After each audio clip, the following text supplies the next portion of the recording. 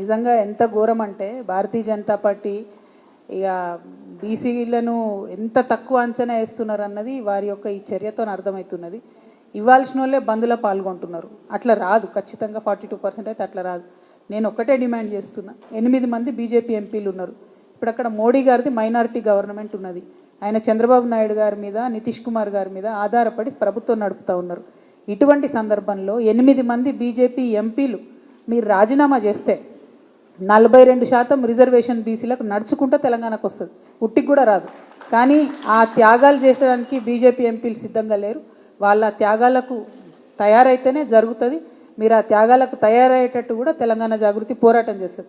ఎందుకంటే తెలంగాణ ఉద్యమ సందర్భంలో కూడా మేము ఒకటే డిమాండ్ చేసినాం, కాంగ్రెస్ ఎంపీలు కాంగ్రెస్ ఎమ్మెల్యేలు రాజీనామా చేస్తేనే తెలంగాణ వస్తుందని చెప్పినాం. ఆనాడు కొంతమంది ప్రజాప్రతినిధులు జూపల్లి కృష్ణారావు గారు లాంటి వాళ్ళు రాజీనామా చేస్తేనే ఎప్పటికప్పుడు హీట్ పెరిగింది. కేశవరావు గారు లాంటి వాళ్ళు రాజీనామాలు చేసి వచ్చి బీఆర్ఎస్లో చేరితేనే హీట్ పెరిగింది. తద్వారానే తెలంగాణ వచ్చింది. అంటే అది ఒక సందర్భం తెలంగాణ ఏర్పాట్లో.